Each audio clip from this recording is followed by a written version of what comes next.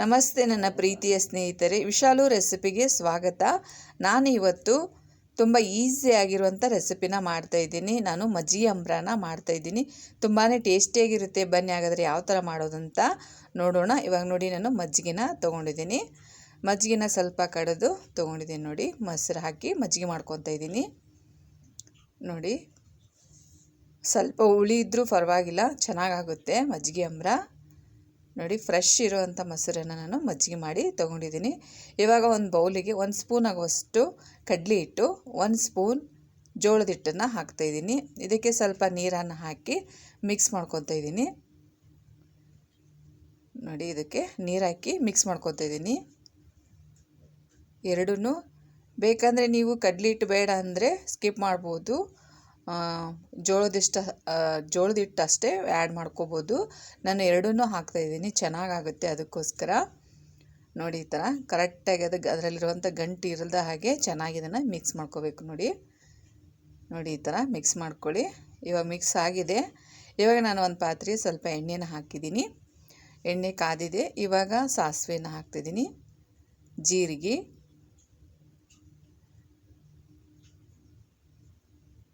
ಕರಿಬೇವನ್ನು ಹಾಕ್ತಾಯಿದ್ದೀನಿ. ಇವಾಗ ಚಿಕ್ಕದಾಗಿ ಕಟ್ ಮಾಡ್ಕೊಂಡಿರುವಂಥ ಈರುಳ್ಳಿ, ಮೆಣಸಿನ್ಕಾಯಿ, ಹಸಿಮೆಣಸಿನ್ಕಾಯಿ ಒಂದೆರಡು ಚಿಕ್ಕದಾಗಿ ಕಟ್ ಮಾಡ್ಕೊಂಡಿರೋದು, ನೋಡಿ ಈ ಥರ ಹಾಕಿ ಚೆನ್ನಾಗಿ ಇದನ್ನು ಸ್ವಲ್ಪ ಫ್ರೈ ಮಾಡ್ಕೊತಾ ಇದ್ದೀನಿ. ಈರುಳ್ಳಿ ಮತ್ತು ಮೆಣಸಿನ್ಕಾಯಿನ ನೋಡಿ, ಈ ಥರ ಚೆನ್ನಾಗಿ ಇದನ್ನು ಫ್ರೈ ಮಾಡ್ಕೋಬೇಕು. ತುಂಬಾ ಚೆನ್ನಾಗಿರುತ್ತೆ. ಈ ಥರ ಮಜ್ಜಿಗೆ ಅಂಬ್ರ ಮಾಡ್ಕೊಳ್ಳಿ. ಉತ್ತರ ಕರ್ನಾಟಕದಾಗಂತೂ ತುಂಬಾ ಫೇಮಸ್ ಇದು. ಇವಾಗ ಸ್ವಲ್ಪ ಅರಿಶಿನ ಹಾಕ್ತಾ ಇದ್ದೀನಿ. ಇವಾಗ ರುಚಿಗೆ ತಕ್ಕಷ್ಟು ಉಪ್ಪು ಹಾಕಿ ಚೆನ್ನಾಗಿ ಇದನ್ನು ಮತ್ತೆ ಮಿಕ್ಸ್ ಮಾಡ್ಕೊತಾ ಇದ್ದೀನಿ. ನೋಡಿ, ಈ ಥರ ಮಿಕ್ಸ್ ಮಾಡ್ಕೊಳ್ಳಿ. ಇವಾಗ ನಾನು ಮೊದಲೇ ಮಿಕ್ಸ್ ಮಾಡ್ಕೊಂಡಿರುವಂಥ ಕಡಲೆ ಹಿಟ್ಟು ಮತ್ತು ಜೋಳದ ಹಿಟ್ಟು ಇದನ್ನು ಹಾಕ್ತಾಯಿದ್ದೀನಿ. ನೋಡಿ, ಈ ಥರ ಮಿಕ್ಸ್ ಮಾಡಿಕೊಂಡು ಈ ಥರ ತಿರುಗಿಸ್ತಾನೆ ಹಾಕ್ಬೇಕು. ಇದನ್ನು ನೋಡಿ, ಈ ಥರ ಹಾಕ್ಕೊಳ್ಳಿ. ಇದನ್ನು ಚೆನ್ನಾಗಿ ಕುದಿಸ್ಕೋಬೇಕು ಒಗ್ಗರಣೆಯಲ್ಲಿ ಹಾಕಿ. ಈ ಥರ ಒಮ್ಮೆ ನೀವು ಮಾಡಿ ನೋಡಿ, ತುಂಬಾ ಚೆನ್ನಾಗಿರುತ್ತೆ. ಇವಾಗ ನೋಡಿ, ಅದೇ ಬೌಲಿಗೆ ಸ್ವಲ್ಪ ನೀರು ಹಾಕಿ ಹಾಕ್ತಾಯಿದ್ದೀನಿ. ಅದನ್ನು ಸ್ವಲ್ಪ 2 ನಿಮಿಷ ಚೆನ್ನಾಗಿ ಅದನ್ನು ಹಿಟ್ಟನ್ನು ಕುದಿಸ್ಕೋಬೇಕು.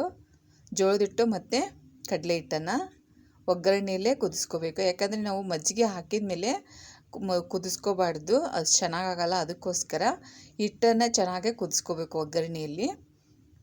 ನೋಡಿ, ಈ ಥರ ಕುದಿಸ್ಕೊಳ್ಳಿ. ಗಟ್ಟಿ ಆಗುತ್ತೆ ಅದು ಕುದ್ದು. ನೋಡಿ, ಈ ಥರ ಚೆನ್ನಾಗಿ ಅದನ್ನು ಕುದಿಸ್ಕೋಬೇಕು. ಯಾಕಂದರೆ ಹಸಿ ಹಿಟ್ಟಿತ್ತಂದರೆ ಚೆನ್ನಾಗಾಗಲ್ಲ. ಅದಕ್ಕೋಸ್ಕರ ಚೆನ್ನಾಗಿ ಅದನ್ನು ಫಸ್ಟು ಕುದಿಸ್ಕೋಬೇಕು.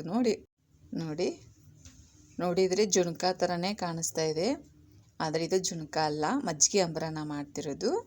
ತುಂಬ ಚೆನ್ನಾಗಿರುತ್ತೆ. ನೀವು ಈ ಥರ ಮಾಡಿ ನೋಡಿ, ಟೇಸ್ಟ್ ಮಾತ್ರ ಸೂಪರಾಗಿರುತ್ತೆ. ನೋಡಿ, ಇವಾಗ ಚಿಕ್ಕದಾಗಿ ಕಟ್ ಮಾಡ್ಕೊಂಡಿರುವಂಥ ಕೊತ್ತಂಬರಿನ ಹಾಕ್ತಾಯಿದ್ದೀನಿ. ಹಾಕಿ ಚೆನ್ನಾಗಿ ಮಿಕ್ಸ್ ಮಾಡ್ಕೊತಾ ಇದ್ದೀನಿ. ಈ ಥರ ಮಿಕ್ಸ್ ಮಾಡಿಕೊಂಡು ಇವಾಗ ಮಜ್ಜಿಗೆನ ಹಾಕ್ತಾಯಿದ್ದೀನಿ. ನೋಡಿ, ಈಗ ಮಿಕ್ಸ್ ಮಾಡ್ತಾ ಮಜ್ಜಿಗೆನ ಹಾಕ್ಕೋಬೇಕು. ನೋಡಿ, ಇದನ್ನು ಕುದಿಸ್ಬಾರ್ದು. ಸ್ವಲ್ಪ ಮಜ್ಜಿಗೆ ಹಾಕತನ ಗ್ಯಾಸ್ ಆನ್ ಇರಬೇಕು, ಆಮೇಲೆ ಆಫ್ ಮಾಡ್ಕೊಂಬಿಡ್ಬೇಕು. ನೋಡಿ, ಮಜ್ಜಿಗೆ ಅದ್ರ ಜೊತೆ ಕುದೀತು ಅಂದರೆ ಅದು ಒಡಕ್ಕಾಗ್ಬಿಡುತ್ತೆ, ಅಳಕ್ಕಾಗ್ಬಿಡುತ್ತೆ. ಅದ್ರ ಸಂಬಂಧ ನೋಡಿ, ಈ ಥರ ಹಾಕಿದ ಮೇಲೆ ಗ್ಯಾಸನ್ನು ಆಫ್ ಮಾಡ್ಕೊಂಬಿಡ್ಬೇಕು. ಅದು ಬಿಸಿಗೆ ಅದು ಕರೆಕ್ಟಾಗಿ ಚೆನ್ನಾಗಾಗುತ್ತೆ.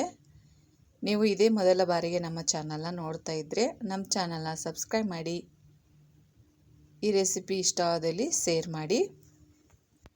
ಇದು ಬಿಸಿ ಬಿಸಿ ಅನ್ನ ಜೊತೆ ಅಂತೂ ತುಂಬ ಚೆನ್ನಾಗಿರುತ್ತೆ. ನೀವು ಇದೇ ಥರ ಒಮ್ಮೆ ಟ್ರೈ ಮಾಡಿ ನೋಡಿ.